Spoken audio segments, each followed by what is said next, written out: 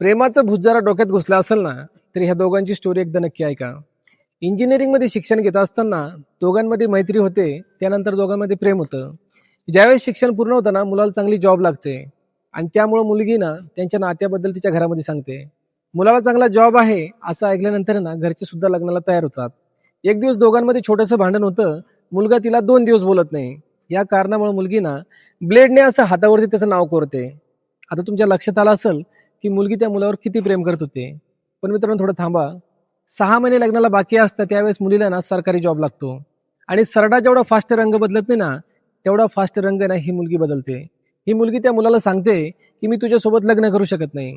आणि जे घरचे लग्नाला तयार झाले होते ना, ते घरचे सुद्धा मुलाला स्पष्ट सांगतात की आमच्या मुलीपासून तू शक्यतो लांब राहा, त्यातच तुझं भलं आहे. मित्रांनो, विचार करा, 6 वर्षाचं रिलेशन होतं.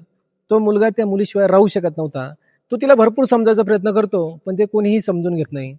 शेवटी 6-7 महिने ना तो मुलगा खूप जास्त डिप्रेशनमध्ये राहतो आणि एक दिवशी तिच्या घरासमोर आहे ना शेवटचा श्वास घेतो. त्या ठिकाणी त्याचा मृत्यू होऊन जातो. तुम्हाला या घटनेतून फक्त एकच सांगायचंय, जर कोणावर प्रेम करत असाल ना, तर विचारपूर्वक करा. कारण की समोरची व्यक्ती जर बदलली ना, तर जगणं सुद्धा मुश्किल होऊन जातं.